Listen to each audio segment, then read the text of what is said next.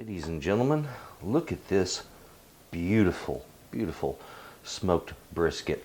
All of that red color around the edge, that is a sign of fine, fine barbecue. And that's what your brisket should look like if you did it the right way.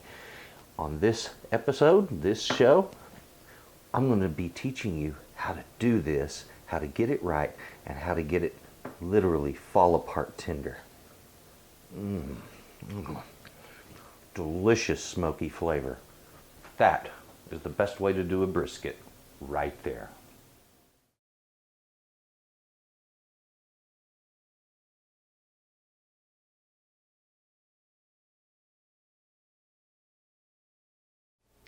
Today I'm going to be making a smoked brisket. This is the beginning of barbecue. Now folks, so you'll know, barbecue, a lot of people think that that's grilling or cooking out or something like that. And the real definition of barbecue is meat that's been prepared in a very special way, basically by slow cooking with smoke. So that's what creates barbecue, and that's what we're going to do today. We are going to take this huge slab of beef right here. This one is a 10-pounder. These things get a lot bigger than this. You can easily find a 16-pound brisket. That's a large one. A small one would be 7.5 to 8 pounds. So I've got a moderate sized brisket here. These things do take some time to cook, all right, because you're cooking slowly. You're cooking below 250 degrees for the entire process. If you do this right, the brisket will come out tender, it will come out juicy, it will be extremely smoky in its flavor, which is that deep barbecue flavor.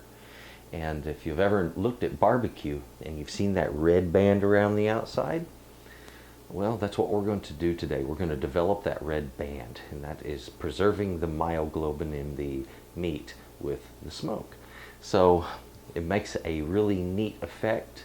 It looks good, and when you see the red ring of excellence, that says, oh, this guy did this the right way. So let's get into how to cook up, how to properly smoke a beef brisket. Come on. This is the meat that we're using today. It's called a beef brisket. It is basically the pectoral muscle of a cow.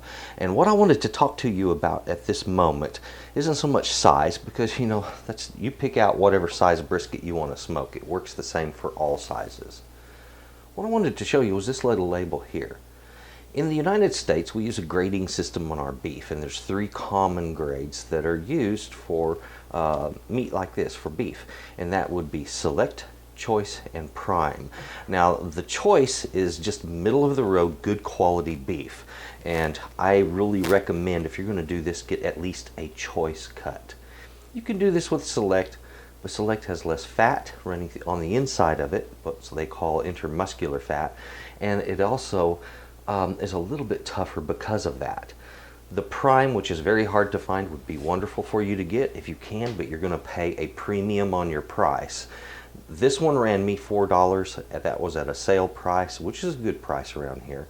They're normally $5.50, sometimes more. What I thought was funny though is, I've covered up the Packers label. I didn't want them advertised here. But what I thought was interesting was this little, it says fully trimmed beef brisket.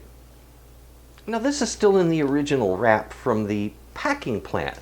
What do they mean fully trimmed? Unless the packer has changed the way they prepare this before vacuum sealing it, then this doesn't make any sense to me. Okay, we'll cut this package open, we'll find out soon enough, but I wonder. The other thing we're going to use today is this right here. This is mesquite. And in Texas, if you want some really good barbecue, you smoke your meat with mesquite. The thing of it is mesquite has a really robust flavor to it. It's really good. It's extremely Texas because these trees are all over the state. We see them as a weed tree, and we love to cook with them. They taste good, so I recommend this. Give mesquite a try once if you've never used it. And we are going to do approximately a 7-hour smoke on this brisket using mesquite wood. But I have to get the smoker started, and we have to set it up the right way. We're going to be cooking with charcoal today and using the wood as a flavorant, as a smoking agent in addition to the charcoal. I have placed all of my wood chunks in a bucket, and I'm about to fill this thing up with water. So if you would, get your chunks down in a bucket so you can soak them. And soak these for a few hours before smoking. Now folks, I'm getting ready to head down to my smoker, and I'm going to be taking several things with me. But before I head down there, I wanted to talk to you for just a moment about hydration, keeping the meat moist. How do we keep it from drying out while we cook it? Well, smoke it for 6 hours and then cook it even longer in the oven. All right, the reason that it doesn't dry out is we protect it. We protect it in a couple of different ways. Number one, I have this big pan right here, and I'm going to take some water down with me. I'm going to put it in this pan and allow that water to give steam into the smoke box of my smoker. All right, so this is giving off moisture to keep the smoke box moist and humid at the same time that smoke rolls through it.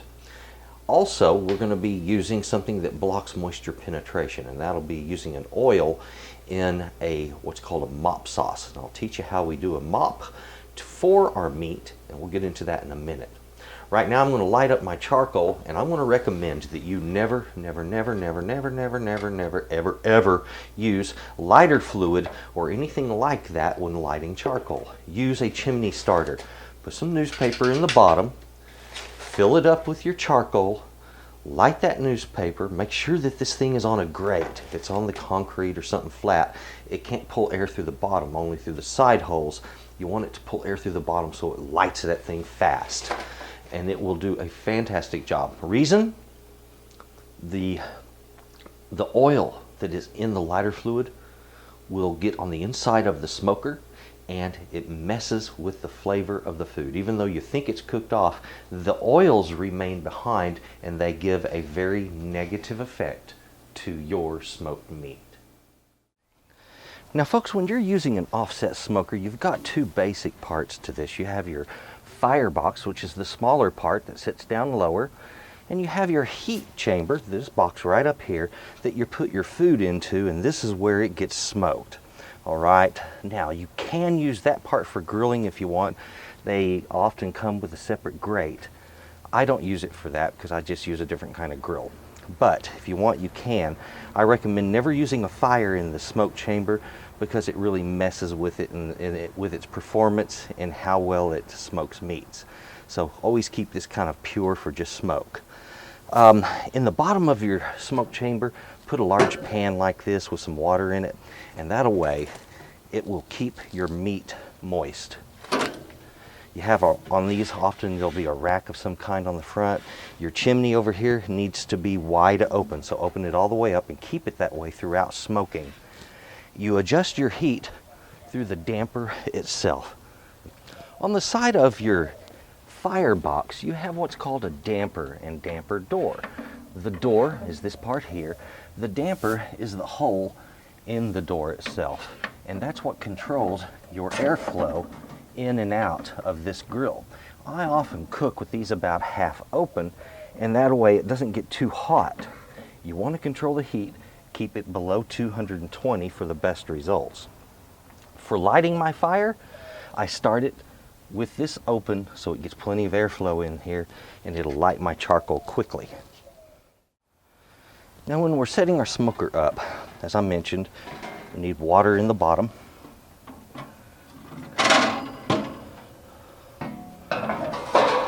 Another thing I would like to mention, as long as you never use this for cooking in this part nothing other than smoking, then these grates are always easy to clean off. These were just washed from the last use. They're looking good, and I don't have to worry about them getting messed up.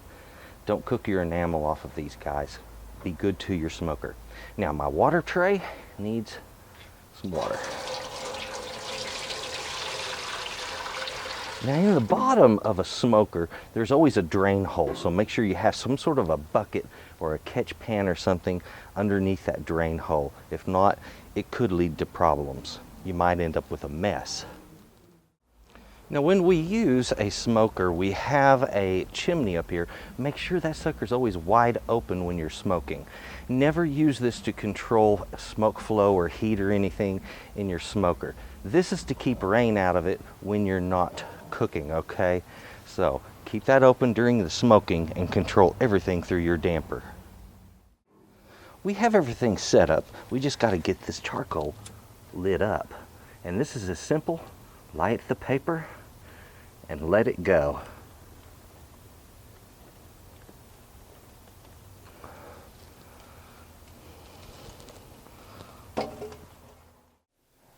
Now folks, I removed this from the package pretty much just like this, and it has been over trimmed basically by whoever packed it. They've removed all of the fat here, here, and here, and here on, and also patch over here on my brisket. And normally I like to keep most of that covered with at least a thin layer like I've got here, because this is good. This renders down through the meat. Too thick of fat, like if yours has a ½ inch or 3/4 of an inch fat back, gosh guys, remove some of it. You don't need it all. Not all of it can render through the meat, so you might as well get some of it out of the way so you can get smoke penetration. Yeah, the smoke will penetrate thinner fat and will affect the myoglobin on the meat, turning it red, or I should say preserving its redness. Let's look at the other side real quick. And this is what I mean by heavy-handed butchering. The packing plant went right into the muscle here, here, here. It's like they had an amateur they were training or something, and maybe that's what it was. Maybe that's what I've got here is just something that was done from a non-professional. Now, right here where the muscles combine, okay, you have a couple of different muscles. You have your flat, and there's another muscle on this that runs a different direction. And this runs in between them. So I'm going to take my knife, and we're going to make a cut on top and bottom of that. You see there? See, I've got kind of a wedge started. Let's cut into that.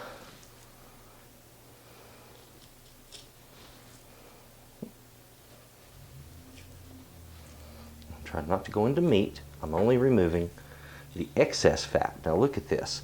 See this, how thick this is? Not all of this would render. And if you don't want to throw it away, don't. You can always put this in a pot, render it out, and use it in the kitchen as rendered tallow. That's good fat for that, all right? Now look at this. We're down to where the meat is here. I can see a little bit of it there, so we're close to the meat there. And I've got still some fat here, but it's not so thick that it's going to interfere with anything. So there I've removed a huge chunk that simply wasn't needed between those two muscles. Up here there's a thick spot. I'm just going to thin it. I don't want to remove it. We're just going to thin it. There we go. Sometimes you get this going on. This isn't going to help you much. So go ahead and pull him out. There we go. Now we have another part of that same fat we cut out. This fat combines right here. It runs in between the two muscles and it comes out on this other side right here. So we can take another wedge right out of that on this other side. Move this over. Make sure you can see that well.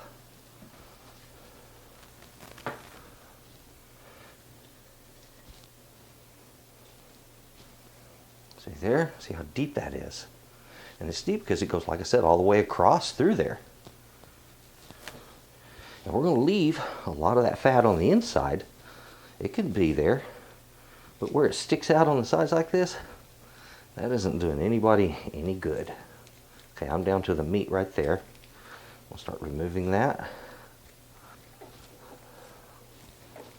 That's a little bit rough on my cutting, but it's only the fat that I affected. There we go. Some more of that tallow that I can render. I want to thin this up just a hair.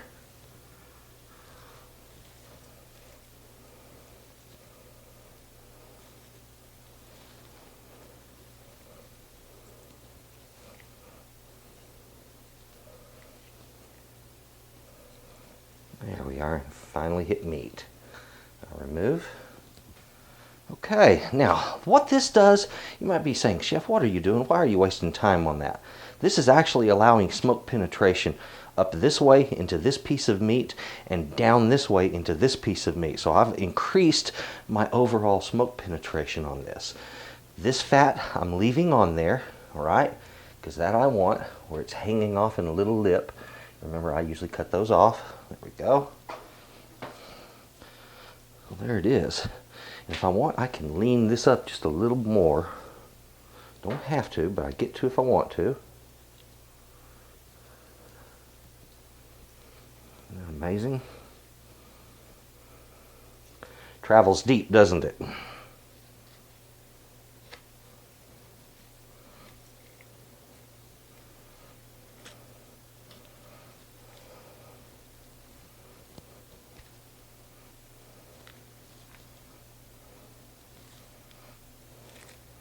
And again, wasn't doing me any good in there. So there we go. I have my brisket to where it's trimmed up a little better. And this is going to do real good on the fire. I did go ahead and place my beef fat in this pot. I'm going to put a low heat underneath it, low flame, and I'm going to let it just sit there and gently render out. The whole idea is you've got to basically get the fat to turn liquid. The part of it that turns liquid, that's the usable part that we're going to use, the rendered fat. The part that does not liquefy on us, that we just discard. All right, and the liquefied part can actually be used, believe it or not, for the mop sauce for your brisket, if you want to get that deep about it. So, you've got options here. Okay, I've got my low heat going. There's a little bit of a sizzle starting. We'll pour in some water. And now I'm going to set that with low heat, water inside of it, and we're just going to let that fat slowly, gently cook off. And I'm going to cover this so I don't lose my steam. Now when we get our fire where it's ashing over on top, that's when it's ready to go into the fire box. I'm going to forewarn you, when handling one of these, wear gloves or you're going to get burned. All right, now I need to move this grate out of my way.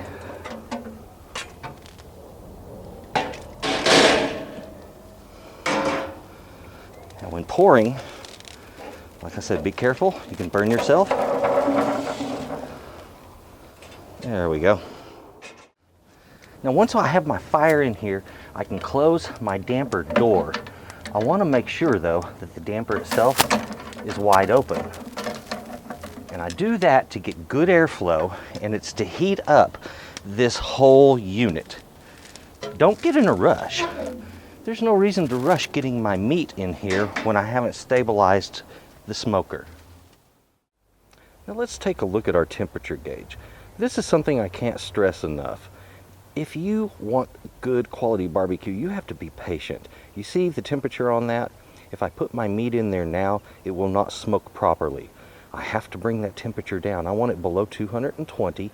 That way I get good quality smoking, excellent flavor, and I get the proper red ring. If you don't start it the right way, the smoke won't penetrate the right way. When I'm using charcoal to smoke with, I will add extra charcoal from time to time. To get this thing started, I've added about an extra 12 pieces of charcoal. Now, I'll normally add 6 to 12 at a time. I do this early in the cooking before I get the temperature stabilized at that time, as well as throughout the cooking, and that is to keep a stable base of flammable material or fire going constantly. So you just keep adding that about every 30 minutes to an hour, depending on the needs of your smoker. The other thing, we got to get on the side here and down on that damper door. I need to close that halfway to get my temperature down. So if you'll notice there, I've closed it just a little more than half. I've only got about an inch opening, and that is to keep enough air going in there to keep the fire burning. At the same time, we're going to get our temperature stabilized. In just a little bit, we will discuss the details of the smoke itself. It needs to have the right flow and the right color, and when it does, you're ready to cook. So as you've just seen, the temperature's a bit high out there. I've added extra charcoal. I've choked down on how much air can go through there. The chimney is still wide open. Keep it that way throughout your smoking. What I'm trying to do is get stability inside of that smoke box. If the temperature is going up and down, it doesn't produce good barbecue. You need stable temperature, and you need that stable temperature to be below 220 degrees. If you can get this little sweet spot, 200 to 220 degrees, that tight little zone of cooking, you get the most remarkable brisket. And that's where I like to do my smoking. So it's a matter of adding a little bit of charcoal from time to time to keep the fire running.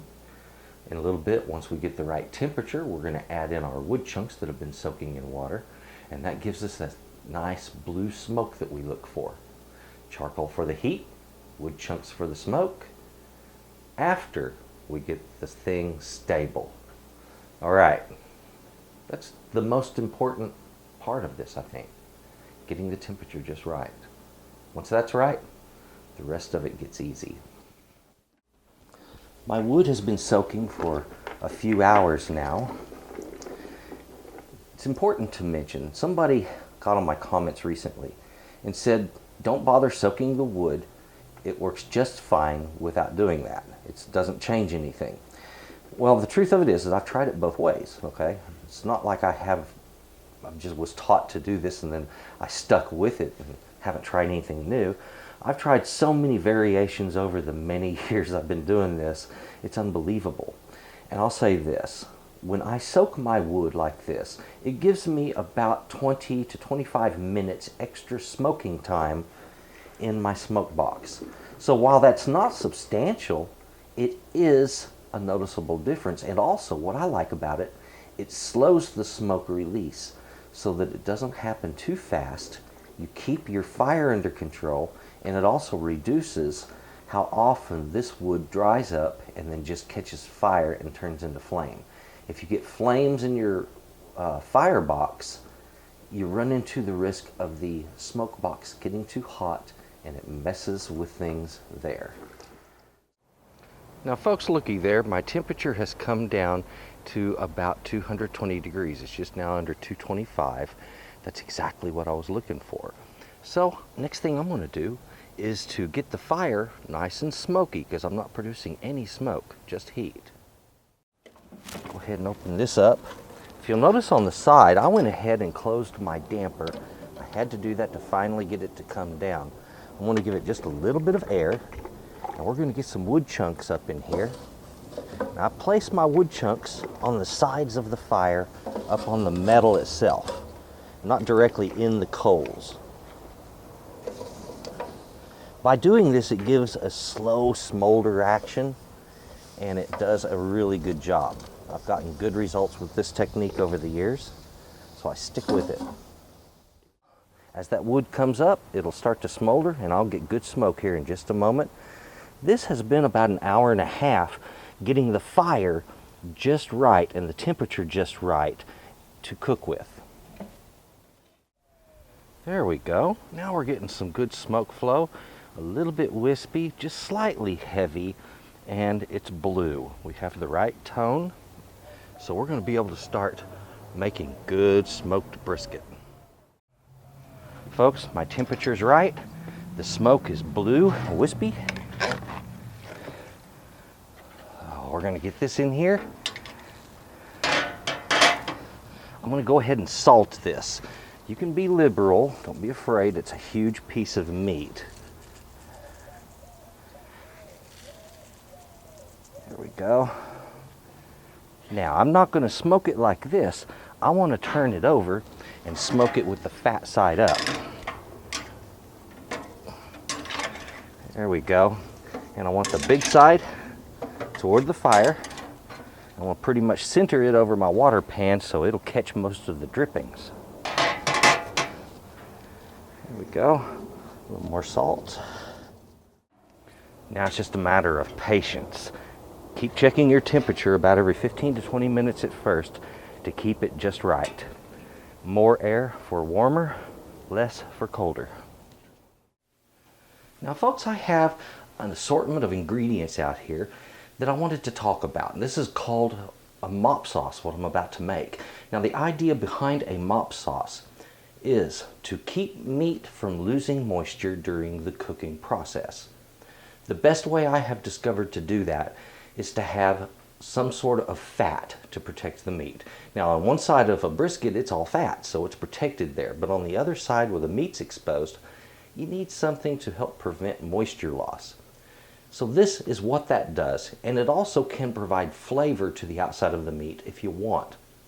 I'm not concerned with that part of it because I just want an acid, or I should say an acidic oil, that's what this is, to break the rind of the meat and keep it from losing its moisture.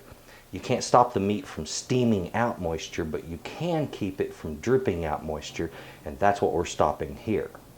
If you want, you can add spices to this. I've got cayenne sitting out here, and sometimes I like to use this. You're going to need some vinegar. That's what I have here. You're going to need some oil, and I've got a 1/4 cup, 1 cup of oil, and that's my proportion that I normally start with when I make a mop. You can also add other things like wine. You can add beef stock, chicken stock, all kinds of stuff that you can put in a mop. Just feel free to experiment.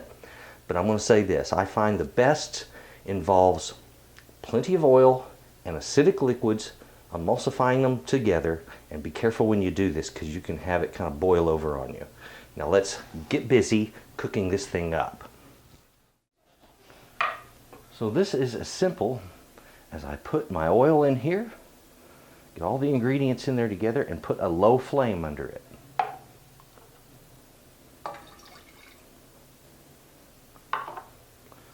My wine, yes, I'm going to put wine in there. Like I say, about 1/4 to 1/2 cup. That's closer to 1/4. And what I'm doing is I'm adding acid to my mop when I'm doing that. Now here, I'm using a lot of cayenne, so that's about 1½ teaspoons. There's the other 1/2 teaspoon. And as I said, occasionally I'll do salt. It's not something you have to do, but you can. We'll give those a good mix and bring them up in temperature. Now, so you know, whenever you boil together oil and an acidic liquid, those two things don't like to combine. They can make, well, something of a mess. You want to be careful. Do not heat this over high heat. Keep your temperature down so that it doesn't erupt on you. And make sure you use a big enough pot, okay? Because it is going to boil more ferociously than you're used to seeing. Now folks, I have this cooking over a medium heat. As you'll notice, it boils a little more violently than most liquids do. So you have to kind of let it do its thing and don't get it too hot or it can boil over. Make sure your pot's big enough also. And just let that cook together for 15 to 20 minutes. The idea here is we're going to have a nice acidic oil to paint over the outside of our meat. Folks, this has been cooking for about 40-45 minutes. I have just finished restoking my fire, adding some charcoal and some extra wood. So we've got a lot of smoke coming out of there. It's doing its job. My meat is starting to get cooked. I'm seeing some change around here. That's all good. I want to flip this guy over, just like that. See the darkening of the edge where it's more red? And what that is the smoke. There are nitrates and nitrites being released in that smoke because the tannins in the wood are burning off. And that releases that chemical that then acts as a preservative to the color of the meat. So the myoglobin, which is the red color in red meat, not hemoglobin, that's blood, myoglobin is being preserved by the smoke itself. Remember, smoking used to be a way of preserving meats. It works. Works well. You can use the mop on the fat side, and I'm going to, only because I had those spots that got kind of cut open by the packing plant. I'm kind of upset about that. But things in life happen. Now, anytime you need more mop, just boil it up as you need it. And you can reapply this about every hour and a half to 2 hours is more than sufficient for a brisket, I find, because you use a choice brisket, you've got a lot of fat in there already. There it is. Now it's just a matter of check it every 30 to 40 minutes and make sure it puts out good smooth smoke. Add charcoal as needed, wood as needed, and let it smoke. Keep your temperature below 220. I have brought this in from the smoker. Get my tongs. Look at the red color. I turned it with this side up so you could see the beautiful and intense color that outside of the meat has. Folks, this has been in a smoker at 220 degrees for the better part of, well, 6.5 hours. So, the outside of the meat's fully cooked. There's nothing rare there, but it hasn't cooked to tender. Look at that, that's the upper side. I'm gonna put this down in here the same way I was smoking it, with that fat side up, allowing the fat to keep rendering down through the meat. I have some water I brought to a boil. I wanna go right over the top of the meat with this and in the pan. Don't worry, you're not washing away your smoke. It's going to be just fine. And I want to put enough water in this pan to bring it up at least halfway on the side of my roast, okay? So it looks like I'm about there. This allows this to do what's called braising. At this point I cover it, put it in the oven, and it's going to slow cook until it falls apart. Now let's go ahead, get our lid on here, and down in the oven. Oh yes. Okay, that's in my oven now. It's in there at 225 degrees. It's just a matter of giving it plenty of time. At this point, it's a matter of patience and waiting and relaxing. This could be an hour and a half.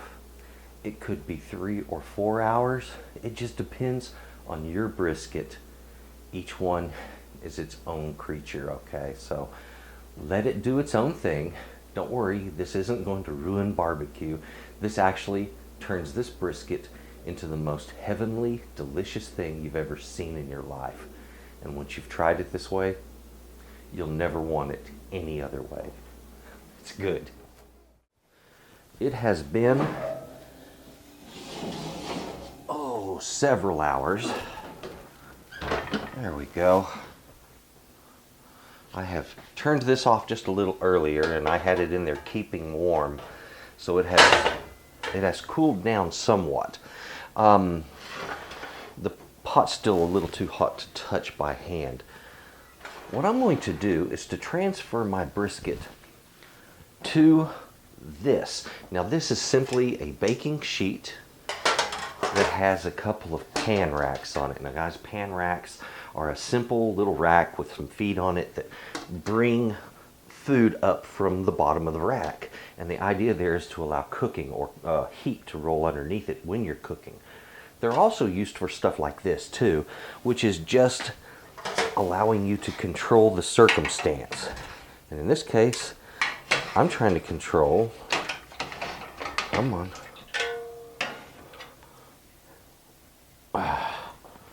the dripping. There we go.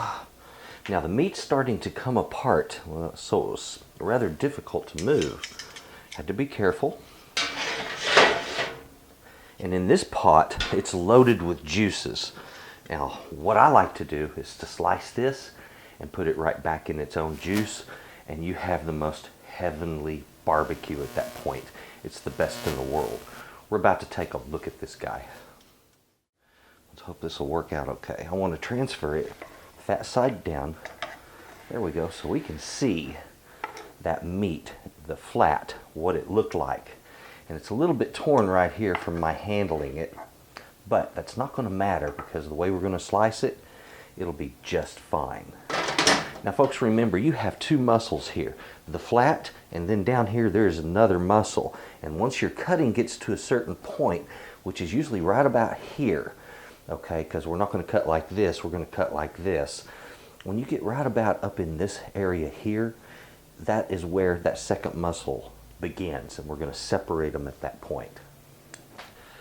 Now, being that this is tender, it's going to be hard to slice, and it's important to note, you can see the strands of the meat, okay? They're running this way, all right? And you always want to cut across the grain. Now, if I cut like this, I'm cutting across the grain, but I'm doing so at an angle. If I cut like this, I'm cutting directly across the grain.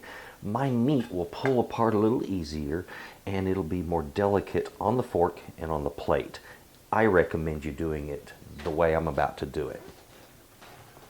Now, I'm about to hit this on a hone steel.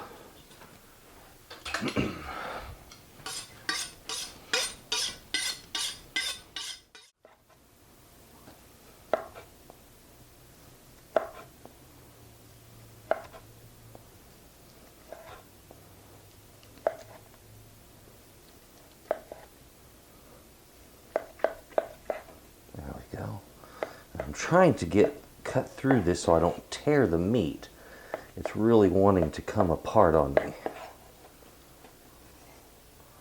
So let's pull some of this back. I want everyone to see.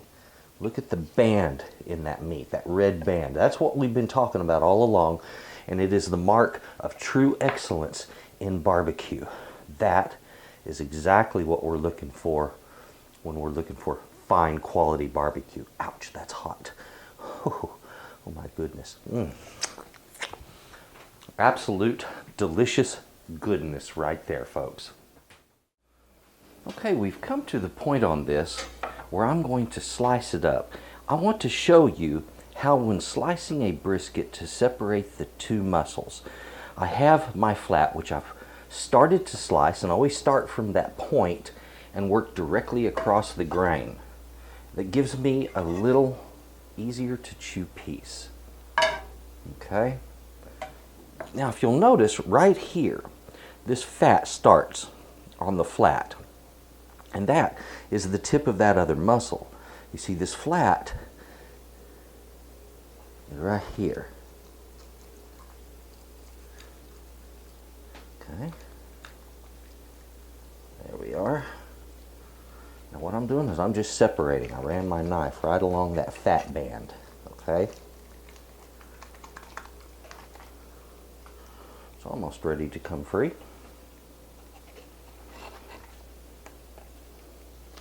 There we go. There's a little bit of tearing on that meat, but not much. Okay, so I've got a broken piece here, and the other muscle is right here, folks. That is how you separate those guys. Isn't that neat? Now this one, you'll notice the grain runs this way on, so I'm going to be making my cuts this way. All right. You can also remove any excess fat if you determine that you don't want that. There we go. So whenever I'm cutting one of these, I finish out my flat and get that in the pan, and that way I have it on one end of my pan and I have the point on the other end. I'm making about 3/8 of an inch thick cuts here. That gives a nice slice of beef. And the thing of it is when it's cooked right, you don't have to worry about that slice being too thick. That slice will be nice and easy to slice through. See there how it breaks apart? So, handling it as gently as I can.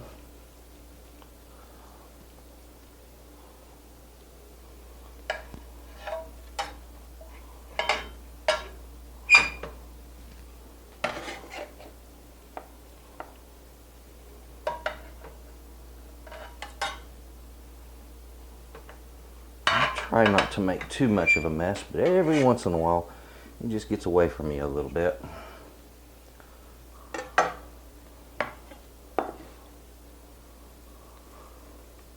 Now the rest of this flat, I'm afraid it's going to just pretty much disintegrate on me, so I'm going to try to get some cuts.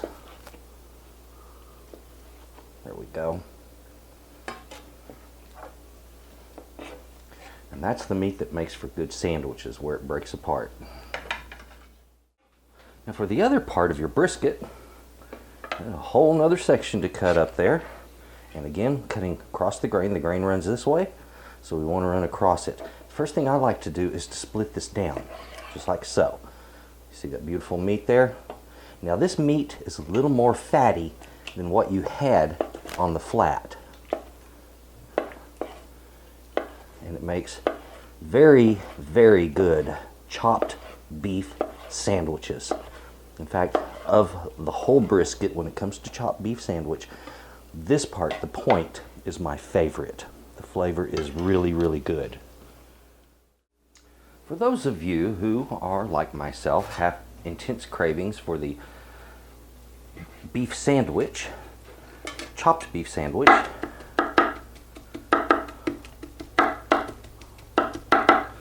now, the reason that this works so good is you use the point to make this part. The point of the brisket has more fat in it, and that extra fat adds to flavor in a beef sandwich.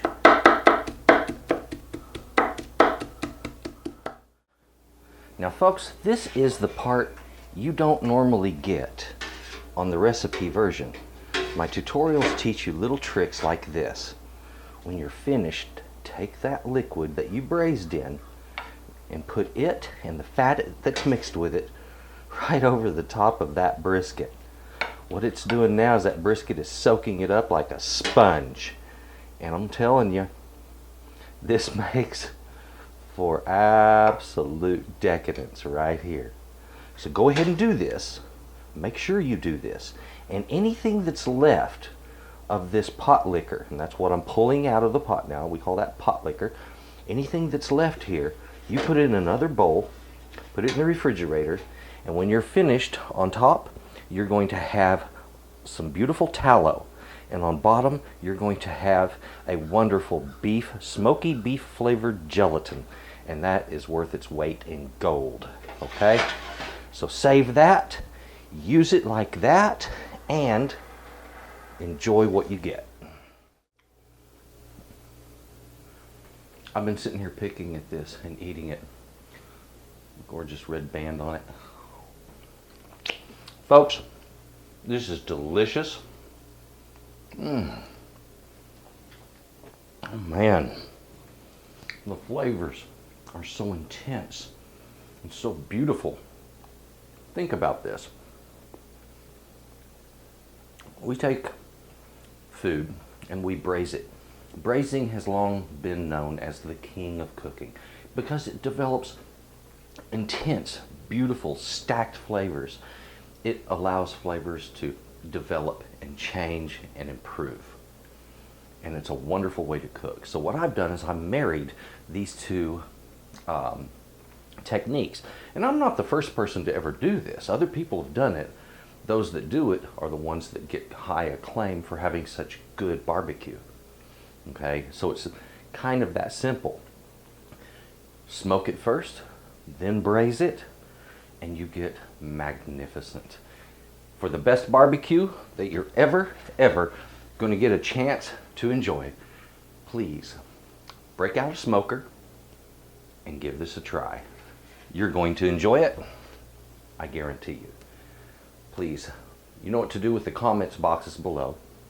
Also, please share the video. I need a little help here. I prefer it if people find out from their friends and family about my videos. It gives a little more credibility. So if you would, please do that. And please have a good day and enjoy that barbecue. Bye-bye. Chopped beef sandwich.